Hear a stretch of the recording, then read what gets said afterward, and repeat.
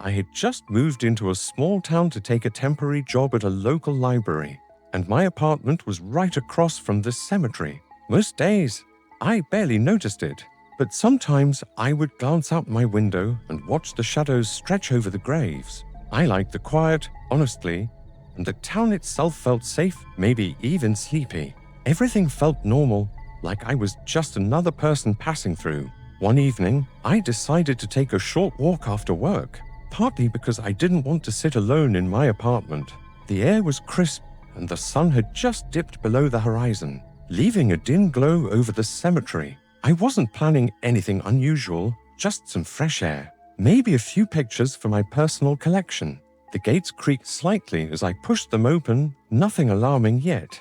I wandered past the rows of gravestones, admiring the old craftsmanship, when I noticed a small mausoleum tucked between two oak trees. I hadn't paid it much attention before, and something about its neatness made me curious. The door was slightly ajar, and I hesitated for a moment before stepping closer to peek inside. It seemed harmless enough, and I was already feeling bold for no real reason. Inside, it was surprisingly clean, the air musty but not unbearable. I knelt to examine the inscriptions on the walls, and I realized some of the plaques had dates within the last few years. It was a family mausoleum, clearly maintained, and yet I had never seen anyone around. I took a few photos with my phone, thinking this would be a simple snapshot for later. Everything still felt normal. As I stood to leave, I heard a soft scraping sound from the back corner. I froze, assuming it was a branch tapping the wall or maybe a loose stone. But the sound repeated, slow and deliberate, like someone moving around in the shadows. I told myself I was imagining it, that there was no one else here. My heartbeat sped up slightly, but I pushed the thought aside and walked toward the exit. The door that had been ajar was now fully closed, and I remember having to tug at it to get it open. I shrugged it off, blaming the wind, though there was hardly a breeze that evening. Still, I felt a flicker of unease, the kind that makes you glance over your shoulder even when no one is there. I stepped out and straightened my jacket, trying to act normal. I left the cemetery and walked home, feeling a little embarrassed for letting a locked door spook me. The next day, I mentioned the mausoleum to a co-worker, expecting a shrug or a laugh. Instead, they gave me a strange look and said no one ever goes in there. That was odd, but I didn't think much of it at the time. Life went on as usual. A few nights later, I was walking past the cemetery again when I noticed the same mausoleum. The door was open, like it had been waiting for me. I hesitated, curiosity gnawing at me, and finally stepped closer. That's when I heard it again, a faint scraping from the back corner, slower this time, like someone was pacing. My heart rate jumped, but I told myself it had to be maintenance workers or a raccoon. I stayed for only a moment, taking one quick glance inside before stepping back. Something didn't feel right, though I couldn't put my finger on it. The mausoleum was quiet except for that occasional scrape, and I realized I was staring at the wall farthest from the door. I could have sworn I saw a shadow move there. I blinked and it was gone. I left quickly, my pace faster than usual, and locked my apartment door behind me. I tried to laugh it off, telling myself I was overreacting. But over the next few days, I kept thinking about that mausoleum. It was as if it had imprinted itself in my mind, and I couldn't stop picturing the shadow in the back corner. Something about it felt wrong. I decided to ignore it at first, but curiosity kept gnawing at me. Each night, I would glance out my window, half expecting to see movement inside. Then one evening, I noticed a light flicker in the mausoleum. Not a street lamp, not from my window, a faint glow inside the crypt. That was when I realized I couldn't just walk by anymore. I had to see what was really going on. The mausoleum was no longer just a curiosity, it had become a quiet obsession. I couldn't explain why I was drawn to it, but that little light, flickering behind the door, made me feel like it was calling me. I told myself to be careful, but I also told myself I had to see inside one more time. What happened next? I wasn't prepared for. The story pauses here. Micro cliffhanger. I'm standing at the gates, debating whether to push the door open again, and the faint glow flickers once more. I decided to wait until after dark, thinking the shadows would hide me if anyone was around. The cemetery was nearly empty, save for the occasional rustle of leaves and distant traffic. I could see the mausoleum from the road, its door slightly open, and the faint light still flickering inside. My hands felt clammy as I approached, trying to calm myself with slow breaths. I stepped inside carefully, the air cooler than I expected, carrying a faint smell of damp stone. The glow came from a small lantern on the floor, though I had no idea who would leave it here. I crouched to get a closer look, and that's when I noticed the subtle scuff marks along the walls. Someone had clearly been here recently, but no one should be. I moved further in, my footsteps echoing softly, and tried to make sense of the markings. They weren't random. It looked like someone had paced back and forth along one side of the crypt. My heart pounded in my chest as I realized the pattern repeated, almost methodical, like someone had been waiting. I told myself to leave, but curiosity pushed me forward. The scraping sound started again, slow at first, then picking up pace. I froze, telling myself it was just the floor settling, but deep down I knew it wasn't.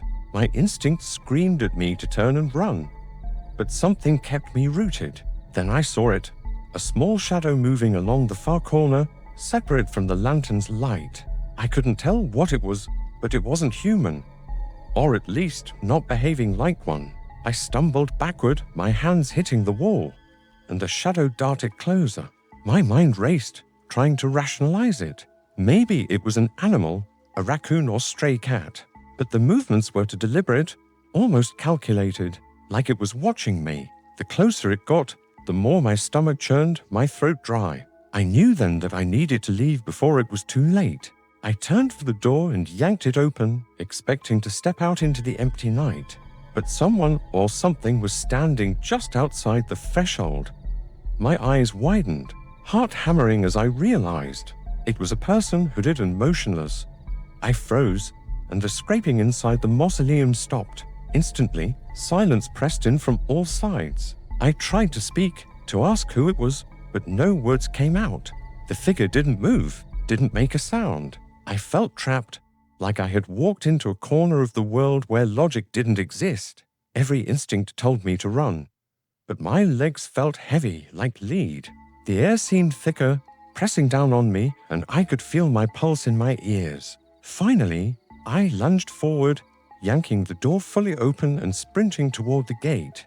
I heard footsteps behind me, slow at first, then faster, almost matching mine. Panic surged as I realized someone was following me, keeping pace without breaking stride.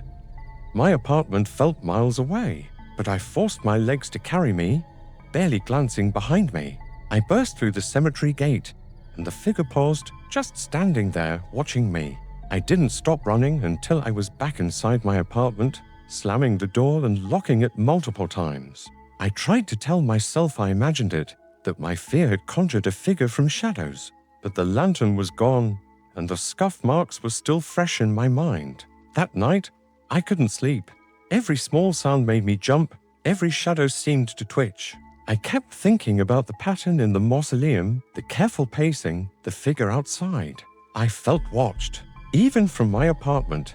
The simple act of leaving my room for water made my stomach tighten, like I was stepping into a trap.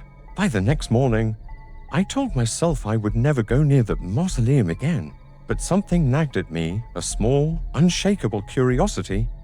I found myself glancing out my window, expecting, or maybe hoping to see that flickering lantern again.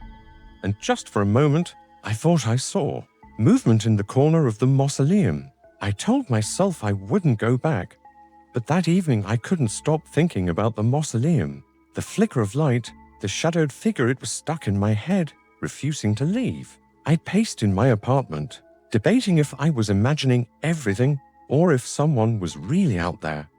Curiosity and fear tangled together, making sleep impossible.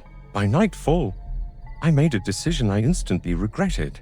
I grabbed my jacket and phone and quietly slipped out the door, keeping to the shadows as I approached the cemetery. The gates were open this time, no creak, no resistance. As if they were expecting me, my stomach sank as I spotted the faint glow from the mausoleum's doorway in the distance. I hesitated at the edge of the path, listening. Nothing, then. A soft scraping echoed from the crypt, slow, deliberate, like a warning. My pulse jumped, and I swallowed hard, telling myself to turn back. But something compelled me forward, an uneasy mix of fear and the need to see what was really happening inside. Inside, the mausoleum felt colder than ever, and the faint light bounced off the walls, creating long shadows. The scuff marks were back, fresh and deep, as if someone had paced these floors since my last visit. I felt a chill run down my spine when I realized the pattern had changed, slightly, almost like it had anticipated my steps. Then I saw the figure. It was standing in the corner, hooded and still, unmoving, as though it had been waiting. I froze, my breath shallow, trying to make sense of what I was seeing. The scraping started again, this time from the side opposite the figure, circling me slowly. Every instinct screamed at me to run, but I couldn't. I stepped back toward the entrance, and the figure moved for the first time, gliding silently across the floor. My heart raced as I realized there was no way to get past it. The lantern flickered, casting a brief light over its face or the lack of one, and I felt bile rise in my throat. I wanted to scream but couldn't find my voice. Then I heard a whisper, soft but clear, "You shouldn't be here." My knees went weak, and I stumbled backward, crashing against the wall. The scraping now came from all around me, circling, closing in like the building itself was alive. Panic surged through me, and I knew I had to leave before it was too late. I bolted for the door, tripping over the uneven floor, my phone slipping from my hand.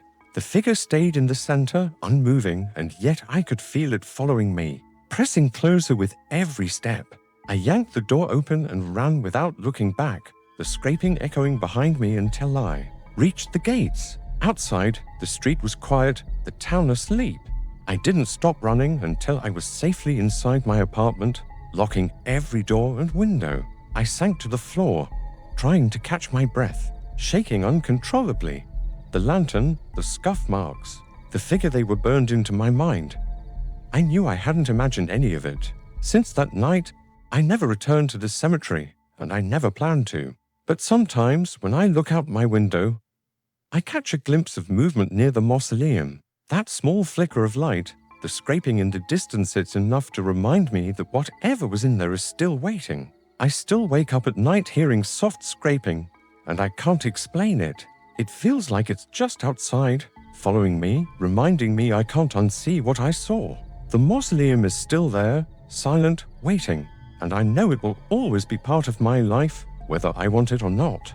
If you enjoyed this story, consider liking and subscribing for more.